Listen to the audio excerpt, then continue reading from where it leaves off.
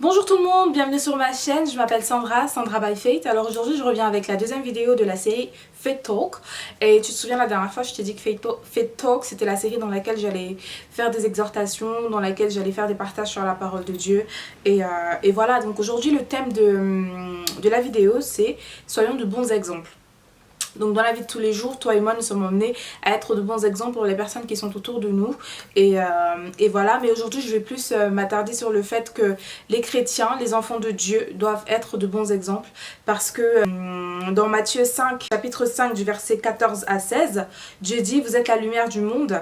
Une ville située sur une montagne ne peut être cachée et on n'allume pas une lampe pour la mettre sous le boisseau, mais on la met sur le chandelier et elle éclaire tous ceux qui sont dans la maison.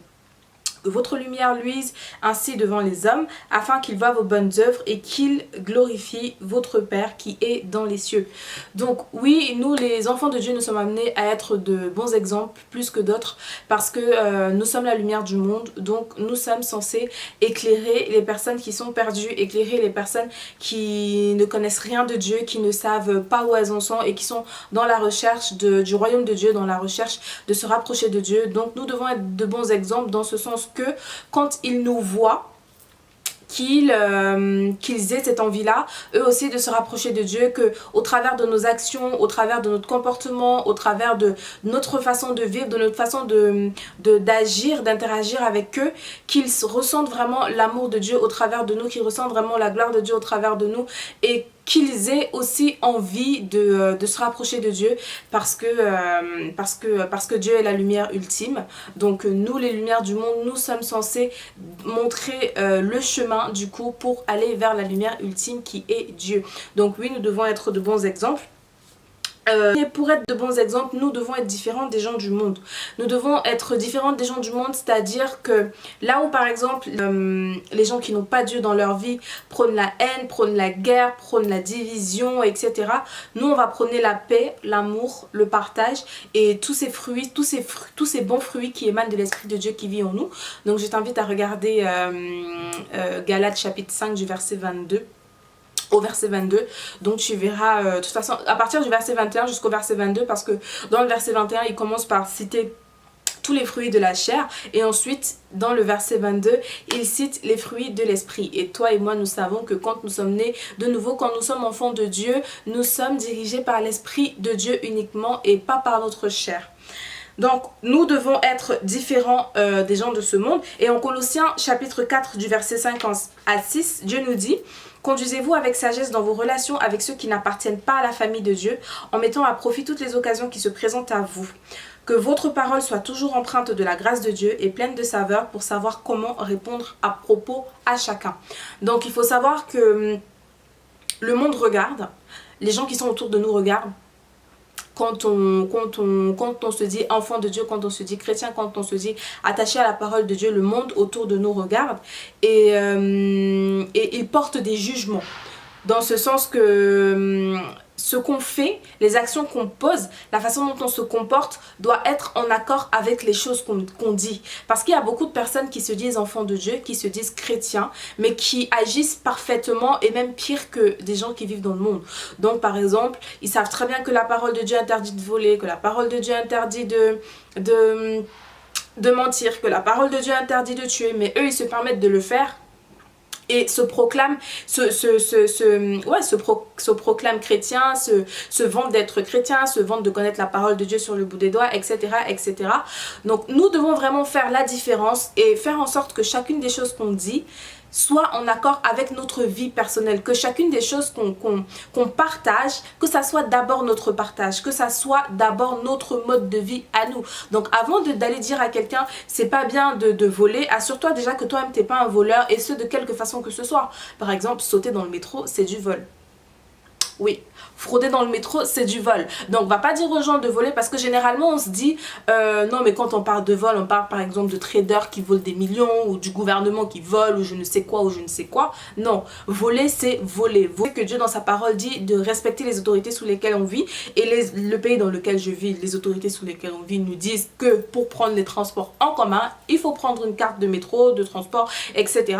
pour pouvoir circuler librement. Donc si toi tu sautes dans le métro et tu te dis chrétien, non je suis désolée, il y a quelque chose qui va pas. Donc vraiment il faut qu'on fasse en sorte que ce qu'on dit soit en accord avec notre vie personnelle, que ça soit d'abord notre partage et que justement ceux-là qui ne sont pas encore à Dieu puissent rendre témoignage et dire réellement ce qu'elle dit a vraiment de la valeur, parce que ce qu'il ou elle dit a réellement de la valeur, parce qu'on le voit dans sa vie, il ou elle se comporte déjà de la sorte, donc ça a vraiment de la valeur, donc on peut vraiment le prendre en compte.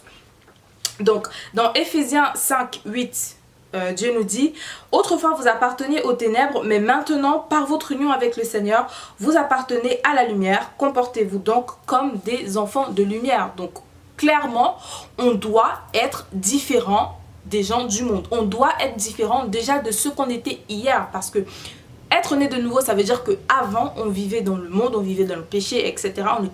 On était dirigé uniquement par les convoitises de notre chair. Maintenant que nous sommes nés de nouveau, maintenant que nous sommes dans cette union avec Christ, union qui se caractérise par le Saint-Esprit qui vit en nous, par son Esprit qui vit en nous, nous devons être radicalement différents de ce qu'on était hier, mais bien sûr en mieux, parce que quand on donne sa vie à Christ, quand on décide de vivre selon la parole de Dieu, quand on décide de vivre selon les commandements de Dieu, ça ne peut que nous changer de façon positive, de manière positive. Donc là où on insultait hier, on disait des gros mots à tout va, aujourd'hui ce n'est plus notre partage, on n'est pas censé parler comme ça, ce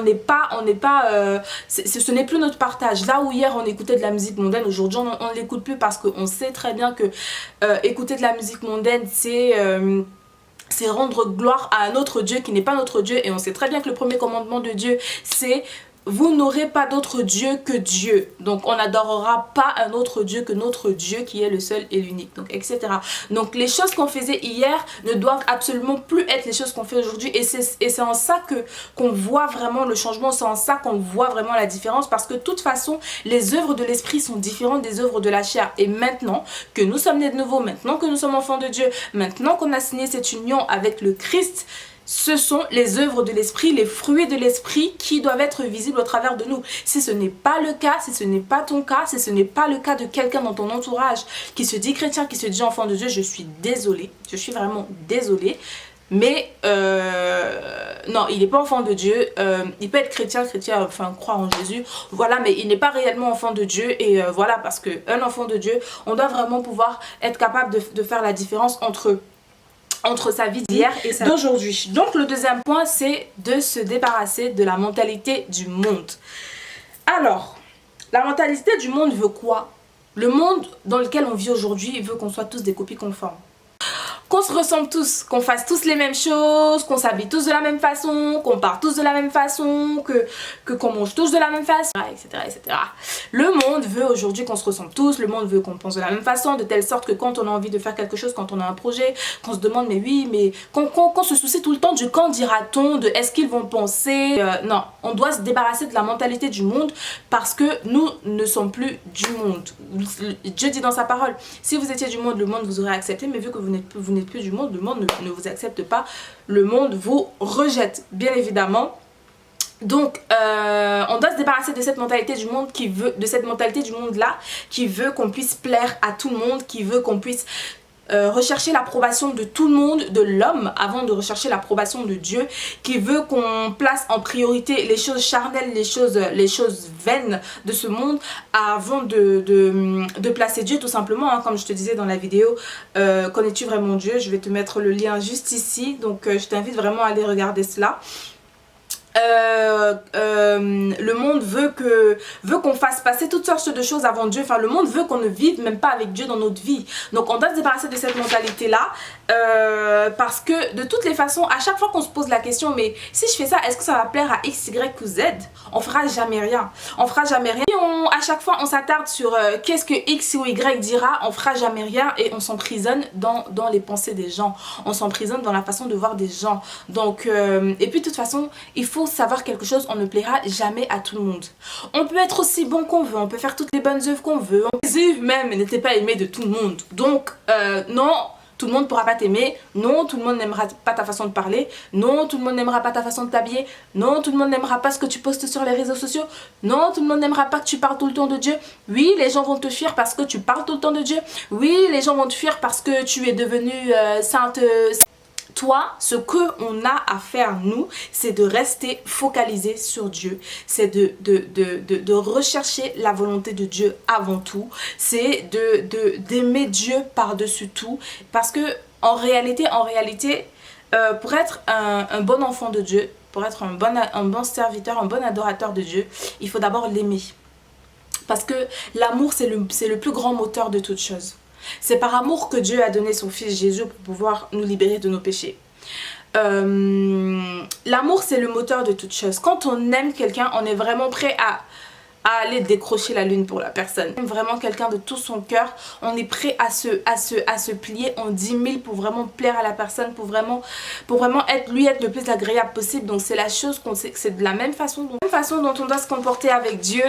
On doit l'aimer de tout notre cœur, de toutes nos forces, et parce qu'on l'aime justement, on va vraiment s'attacher à faire les choses qui lui plaisent, on va vraiment s'attacher à marcher comme il veut qu'on marche, on va vraiment s'attacher à lui être obéissant, et ce dans tous les sens du terme. Donc on doit lui être obéissant quant à sa parole, quant à ses commandements, quand il dépose une vision en nous, quand il nous attend à parler de lui. On doit lui être obéissant sur tous les points, et donc pour être de bons exemples, effectivement, il faut se débarrasser de cette mentalité du monde, s'attacher à Dieu pour pouvoir justement marcher comme il veut qu'on marche, et justement garder cette caractéristique là d'être lumière du monde. Parce que si on ressemble aux gens de ce monde, non, désolé, on n'est plus des lumières. Voilà, donc on doit vraiment s'attacher à marcher comme Dieu veut qu'on marche, et surtout, comme je disais tout à l'heure, à vraiment déposer toute notre confiance en Dieu et faire de lui notre priorité absolue. Dans le psaume 118 du verset 8 à 9, Dieu nous dit: mieux vaut chercher un refuge en l'Éternel que de se confier en l'homme. Mieux vaut chercher un refuge en l'Éternel que de se confier au grand. Donc on peut pas mettre notre confiance, on peut pas se comporter, on peut pas se laisser diriger par nos convoitises charnelles, parce que oui, dans le monde dans lequel on vit nous apprend à écouter notre cœur, uniquement écouter notre cœur, à faire ce qu'on veut faire quand on veut, comme on veut, etc. parce qu'on a de compte à rendre à personne. C'est très important que nous, les enfants de Dieu, donc pour résumer, que nous soyons de bons exemples, parce qu'il y a des gens qui regardent, parce qu'il y a des gens qui s'inspirent, parce qu'il y a des gens qui attendent de nous, parce qu'il y a des vies qui doivent être sauvées uniquement par nous. Donc on doit vraiment faire attention à ce qu'on fait, mais par-dessus tout, s'attacher réellement à Dieu, s'attacher réellement à l'aimer, s'attacher réellement à vouloir le servir et à lui être obéissant, parce qu'il n'y a que de cette façon-là que justement on pourrait être de bons exemples. Donc voilà, j'espère vraiment que cette vidéo va te parler, que cette vidéo parlera à l'un d'entre vous qui me regardez. Et merci une fois de plus d'avoir cliqué aujourd'hui sur ma vidéo. Que Dieu te bénisse, que Dieu vous bénisse. Et d'ici à la prochaine fois, don't forget, God has equipped you to make a difference in someone's life today. God bless you, and I will see you the next time. Bye.